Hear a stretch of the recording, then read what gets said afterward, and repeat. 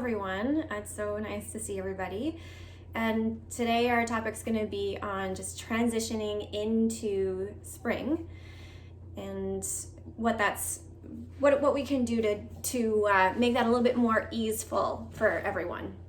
So I first want to just take a moment to just allow people to take a pause and think about what spring looks like for you. What happens in spring? What are the feelings of spring? What are the qualities of spring?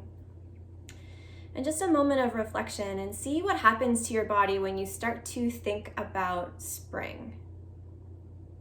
Things that come to mind for me is, spring cleaning, right?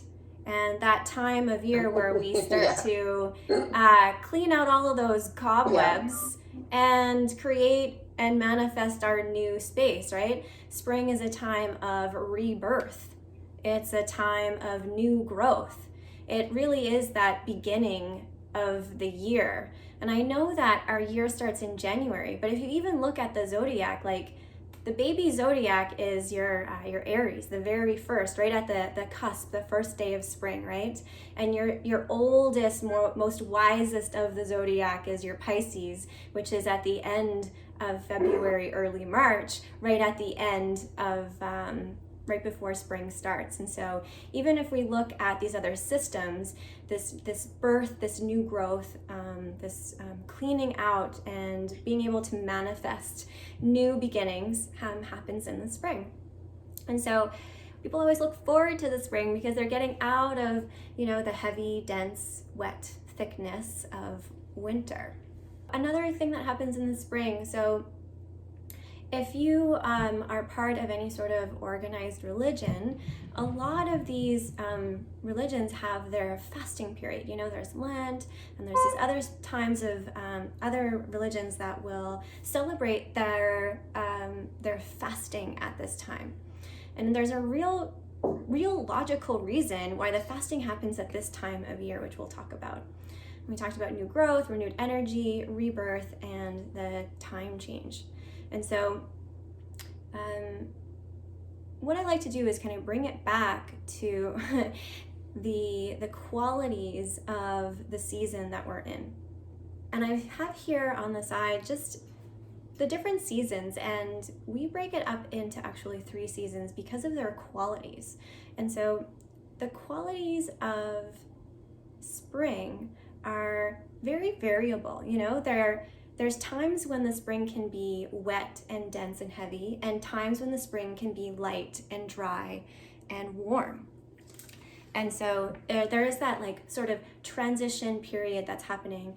And then you transition into the summer, and the summer can feel very hot and light.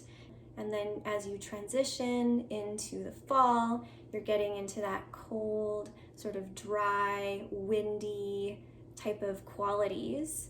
And then back into the winter when you're feeling that wet, heavy, dense. And here we go back into the spring. And so understanding the qualities of spring is a really great way to understand how to keep yourself in balance. As a really easy example, when we're in the fall and we're experiencing all of the things that happen to us in the fall that maybe times of change and movement and starting school as an example, and then the leaves dry up and it's windy outside, and all of these qualities can often cause our mind to just spin and our mind to be all over the place and for us to be unsettled. And the opposite to that can really help pacify and balance us out. Nature gives us root vegetables to eat, those stews. We start to stop eating those leafy greens and cucumbers and melons from the summer, and we start having those, the bread and the root vegetables and the stew and the curries and all of those wonderful things to keep us warm and grounded when the opposite qualities are happening in our environment. And so then we move into the winter, and the winter, if we continue to eat what we've harvested, those heavy, dense foods, and eating the breads, we want to make sure that we're really cognizant that we don't go too far in one direction, because then what happens in the winter, we surpass the amount of weight gain that we're intended to make. So in the winter, we want to put on a little bit of extra weight. We want that to keep ourselves warm. But if we continue to eat the way that we do in the winter as we transition into spring, then we're going to notice quite a bit of things that are going to happen. Those qualities of winter, those thick, dense, kind of wet qualities of winter are going to start to follow us into the spring, when we're starting to get light and dry and warm. And if we don't make that change between between winter and spring, then we're going to start to experience some of those heavy qualities in our own body.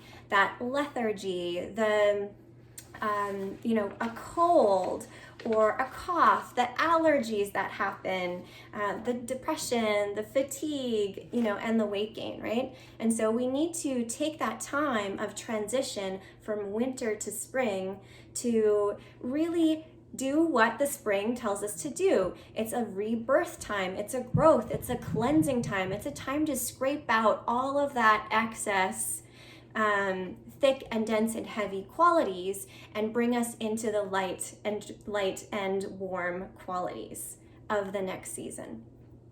So it's really interesting because there's a lot of science behind the time of year and how it really affects our mind and body.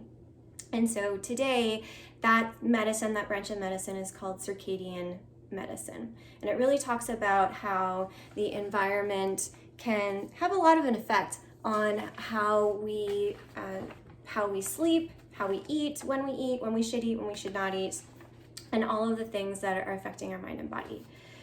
So we have these internal clocks in us. And as you know, like if you were to tell yourself, okay, I need to wake up at 6 o'clock in the morning, and you tell your body, I have to wake up at 6 o'clock, you actually don't really need your alarm clock. You've made that communication with your body, and for some reason you wake up at 6 o'clock. It's because your body knows what time it is. Just like everything in nature that blooms during the day and goes inward at night, they know the time of day, and our bodies know what time of day it is, and so does our gut biome. Our gut biome knows the time of day it is, it knows what time of year it is, and those internal clocks talk to our genes to turn on and off different parts of the body so that we can really function in the most efficient way. So when the sun is the highest in the sky, our digestion turns on, and our body's like, okay, right now is the time to digest. And so you're gonna want to eat your largest meal when the sun is the highest in the middle of the day, and later on in the afternoon, around 3 o'clock, then your nervous system turns on, and then your body's like, whoa, I need all of that blood glucose, and I need it now. And if you don't have it, if you didn't have a really great lunch, then you're gonna slump down. And you're gonna grab for your coffee or your treat or your sweet or whatever it is at 3 o'clock, because that's what's happening. It's like time to turn that nervous system on at that time of day. So all of these things are happening, and it all happens with the season and with the time of day and where we're at, even on the globe. So an interesting study was done with deer, which I think is super fascinating. Deer eat bark in the winter time. There isn't a lot for deer to eat at that time of year. And so they typically, you would catch them eating leaves or berries or those types of things, but in the wintertime they chew on bark. So if a deer were to eat bark in the summer, it would actually die, because it doesn't have the right microbiome to eat bark at that time of year. And so what happens when we eat with the seasons, we are able to nourish our gut biome and prepare our gut biome to actually transition to what is needed to digest the next season's food.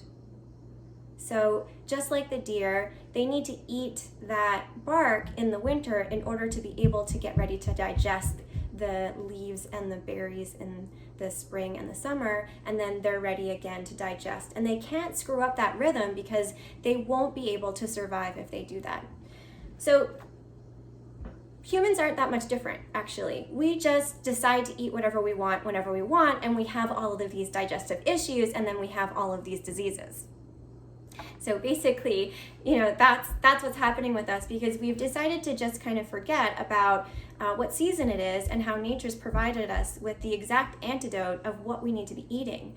So those beautiful, sour types of foods and melons and water types of foods that we have in the summer, watermelon and cucumber and the kale and all of these beautiful fruits, they prepare us to be able to digest actual bread and root vegetables in the fall. So what happens in the spring? Well, in the spring, we have to transition again. Those microbes have made us get prepared to eat what's available in the spring. And so what does that look like? What we see in the spring is our exact antidote, right? We are talking about spring, we're talking about cleansing, we're talking about renewal. And so all of those things that help cleanse and scrape and renew the body is exactly what grows in the spring. First come the roots. So the roots that are available are our ginger, our turmeric, our burdock, our dandelion roots. Those are the roots that are going to boost our immunity, scrub the GI tract. They're going to purify the blood. They're going to boost the liver function. And the earth is giving us these roots to make teas out of them, to cook with them. And it's a way to start that scraping process. So in the spring, we already are ready for this natural sort of fat burning, weight loss, stable mood, and renewed energy. And the microbes that we have generated and created from eating our winter diet have transitioned into these microbes that are ready to lose the weight, which I think is just completely fascinating. And so, as I was alluding to, we start with the roots, and then what happens after the dandelions are out and the burdock root is out, then we get into our microgreens. So all of our sprouts, right? Our cabbage greens, mustard greens, collard greens, our kale, all of the sprouts that come, and that's when we want to start cooking those. They're going to have the right taste to help the balance and battle that excess heavy dense that's happening in the body. And then after those greens are out, that's when we start to see the berries. And the berries are beautiful because those berries that come out are antioxidant, and they also start to move the lymph and cleanse the lymph system. So it's just this beautiful thing. We've just been given all of this medicine that comes out in the spring, ready to cleanse and ready to scrape and ready for us to do our own spring cleaning in the body to get us ready for summer. So as I mentioned before, the qualities of spring are wet, dense, light, and cool. And if we continue to keep our original diet and lifestyle and routines that we had in the winter, then we're going to see the signs of that wet, dense, heavy, and cool in the body. We're going to see the cold, the cough, the allergies, the flu, the fatigue, the depression, and the weight gain. So we want to do the opposite. So one of our main rules are in these beautiful sciences is that like increases like and opposites pacify. So if you're feeling a little bit out of balance, or if you're feeling that fatigue and depression, then you want to find the qualities that are going to be the opposite of wet and dense and cool. You want to have warm and light and dry. So these are the ones that you're looking for. You're looking for the warm and light foods. You're looking for the warm and light activities.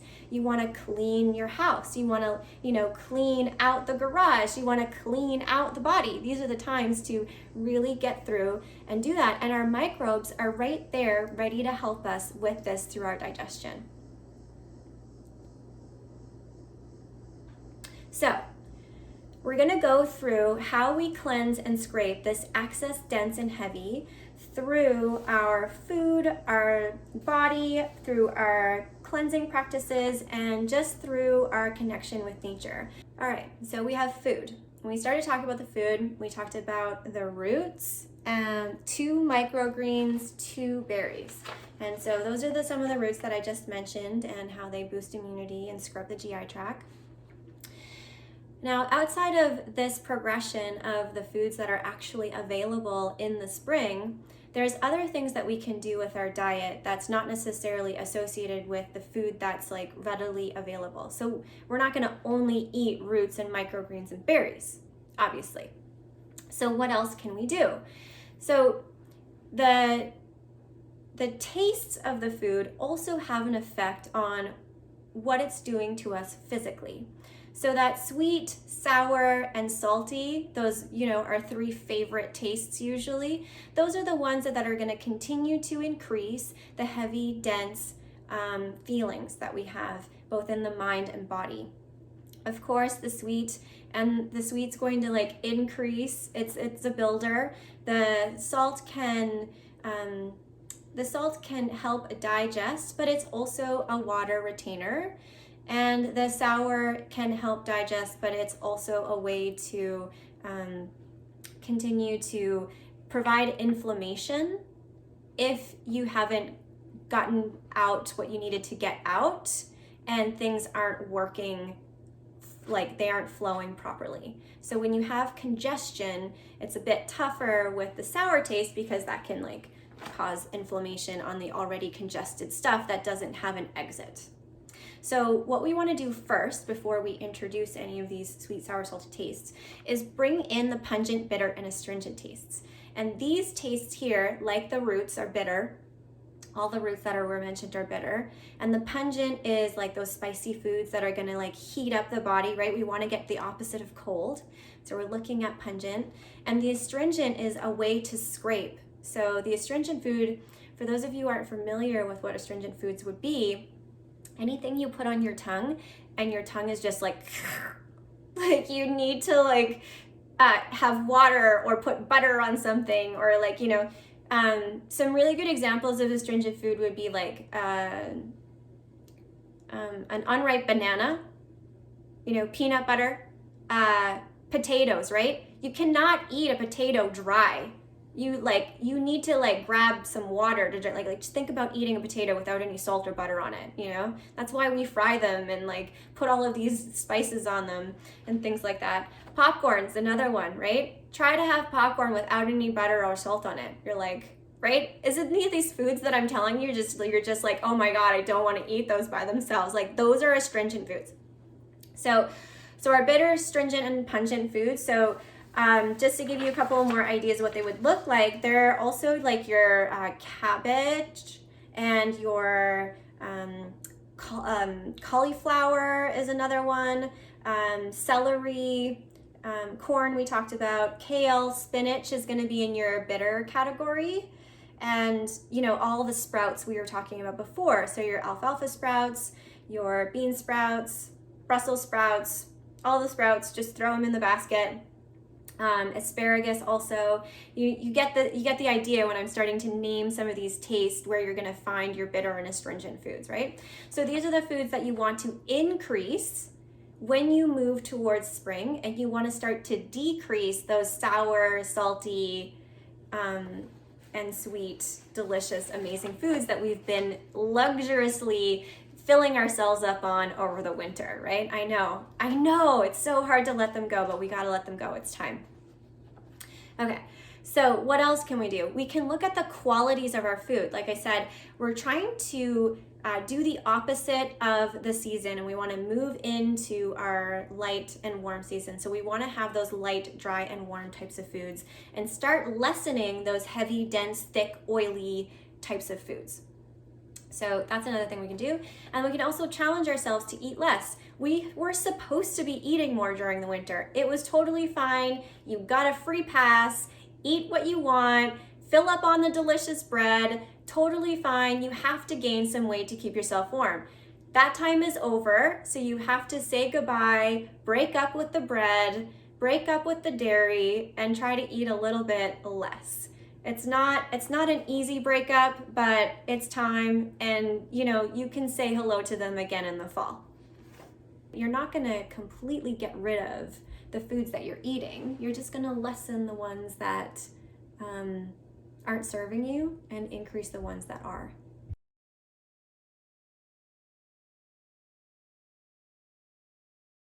If you have a strong digestion and you exercise, and it's a holistic picture, right? We haven't gotten to the other parts yet. We've just talked about food. So if you have, really good workout routine, and you have more of a blissful, happy mindset, and then maybe the food isn't affecting you as much as it might someone else. However, my question would be, if you do not wake up with energy, pass a stool first thing in the morning, maintain energy throughout the day, and have a relatively happy mood throughout the day, then it's likely that something's a bit off. You may not have any diseases, but this isn't about trying to fix a disease. It's about prevention. It's about getting in alignment with our body and with the nature, so that we can digest at our maximum and perform at our most efficient. We can still perform with less, without the greatest oil. Right, if you have your car, it can still run if there's a couple things broken in it. It still gets you from point A to point B for now. And that said, we can't be perfect, right? We can't stress about eating perfectly. There's a holistic picture. So there is what we're eating, there is how we're living our life, there is our attachments we're trying to let go of. Most of our problems come from our own mind and psychology anyway, and there is the exercise and all of the things, right? Because we're talking about not just food, we're talking about our yoga practice, our spiritual practice, our life, and making that connection between our mind, body, and spirit, which is really what's going to get us on the right track. So our next one is our yoga practice. So what can we do to help cleanse and scrape the excess, dense, and heavy when it comes to our yoga practice? So as we know, yoga is not just asana, so I've put our breathing practices in here. There's 4 purifications, and interestingly enough, the Neti Shodhana is an overall sort of cleansing practice to cleanse the energetic channel.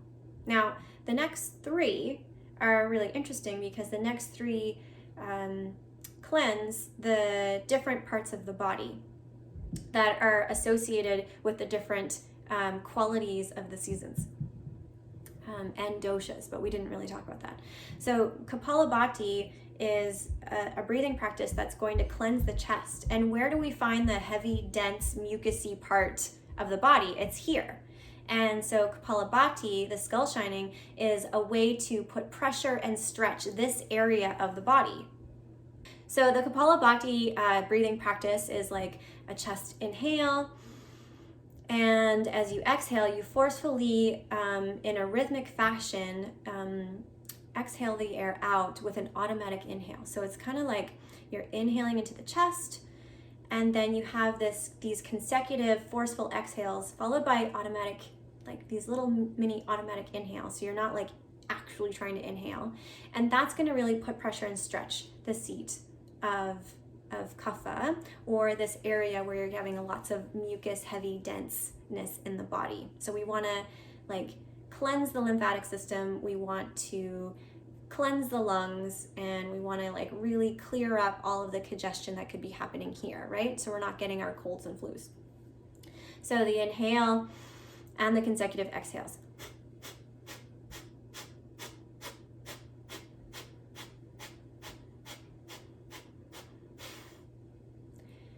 And then you inhale, and the major part of the breathing practice is to envision that light that has come from those consecutive forceful exhales of a light sort of tapping on Agni Chakra, and then as you exhale the rest of the air out and inhale, you envision that light expanding, which is why it's called skull shining. Bhastrika is just another level up. It's a bellows breath. You can look up these breathing practices also online if you're interested. And it's just like another way to just really clear the same area of the body, but it's a more advanced pranayama practice. In our exercise, so how do we want to exercise in this time of year? Like I said, we're trying to get rid of that excess, dense, and heavy. So you want to do the opposite. You want to do things that are going to bring heat to the body and energy to the body. So your standing series postures are going to bring energy to your entire body and ignite that movement of the blood and purification. The asana or any sort of exercise you're going to do that has lots of flow and movement, that's going to help you sweat. Depression sweats out, Babaji said. So there you go. If you're feeling a little bit lethargic, then you really want to sweat that out. And for me personally, I love the headstands and arm balancing. It's not for everyone, but I'll tell you, if you are not feeling okay and you're a little bit depressed and you can do a headstand and you go do a headstand, you're feeling a lot better immediately after. So it might be a headstand challenge. Like maybe that's not in your practice, or maybe you can challenge yourself to get to a place where, you know, some headstands or arm balances are in your practice, depending on what your goals are. But that's a really great way to energize the body, to increase the blood flow, and to really detox and get the heat moving. Cleansing. So these are some practices that can help actually physically cleanse the body. So Neti and Nasya, these are two practices that help clean the nasal passages. And so some people have heard about a Neti Pot. Oprah made it really popular a few years back. But it's an actual yogic and Ayurvedic practice. That's where it's come from. And you just get a little bit of warm water in a little like teapot. Pretend this is the teapot, and you just like warm water and salt. And then you put it in one nostril and you tilt your head over to one side and you let the water kind of go through and then out the other side, which can help really cleanse the nasal passage. Nasya is herbed oil. So you take specifically herbed oil for whatever it is that you're trying to work on, whether it's clarity of the mind or getting rid of toxins or decongestion. You can buy these different Nasya oils and you just like lay down on the ground and keep your nostrils up towards the ceiling, and you put like 3 to 5 drops in each nostril. You let it sit, then you inhale, and then you just either swallow or spit out what comes into the back of the throat, and that's a really nice cleansing practice as well.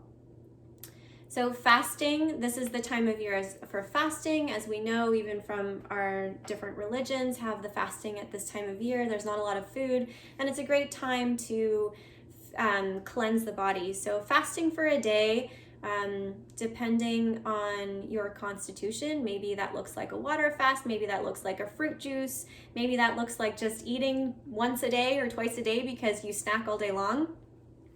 Whatever that looks like for you, allowing some time for, maybe it's intermittent fasting, which is a big topic, but allowing some time to just cleanse through those built up toxins and allow them to get digested. It's also the time to do cleanses. So the time between winter and spring is a great time to pull out your favorite cleanse. People have lots of different go-tos. They have cleansing teas. They have, the khichdi diet. So any things that you like to go to. And if you guys have questions about these things also, you can always email me later.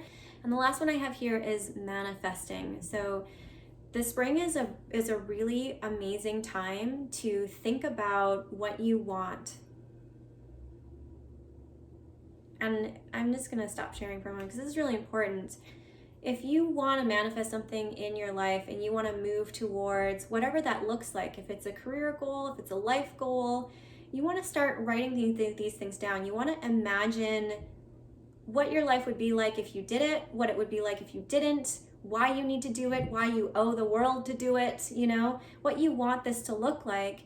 And because this is a time of rebirth, this is a time of renewal, this is the time to expand and to put down and say out to the universe. So write it down and say it aloud. I need a mentor, or I need a new job, or I need to move, or like whatever it is that you need, this is the time to bring it up and bring it out so that this rebirth can happen.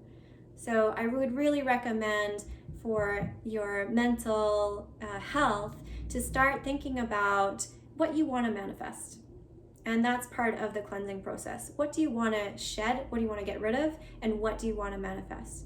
So there's some journaling exercises for you as well. Align with nature, which is our last topic.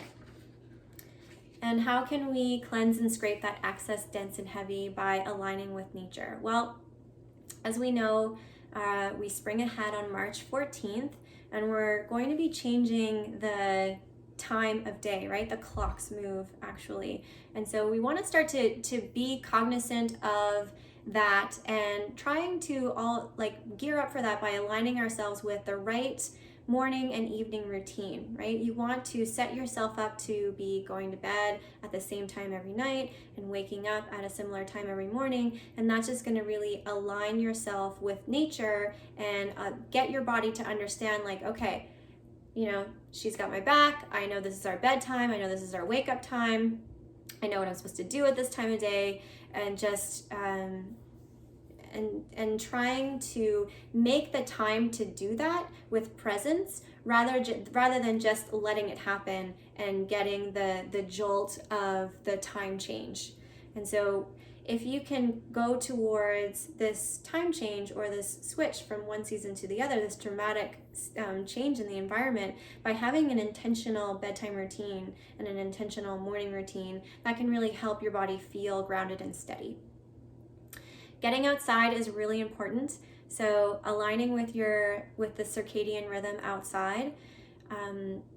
This is really great for people who travel a lot too. Like if you are coming into a different time zone and we're about to go almost like in a different time zone in March, you want to get out into the forest. If you can get out into the forest understands what time of day it is, even if you've picked yourself up from Vancouver and landed in Nova Scotia or Ontario and you're feeling like a little out of whack because of the time change, get out into the forest. The forest can help realign your circadian rhythm with the time that you are in.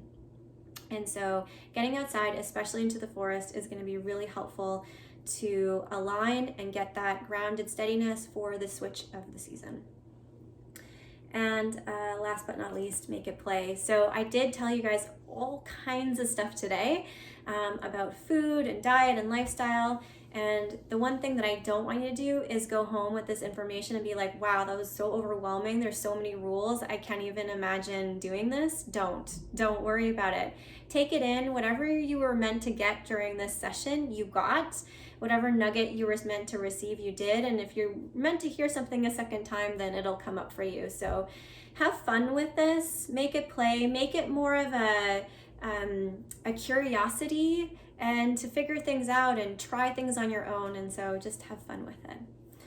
So that's pretty much it. We're at our time. I want to thank you guys so much for just being present and being here to witness this little chat. If you want to get a hold of me, here are some ways here. That's my Instagram, my website, and my email address. So feel free to send me a note on Instagram or email with any questions or anything like that you'd be interested in, because this is my favorite topic to talk about. So I'm always happy to answer the questions.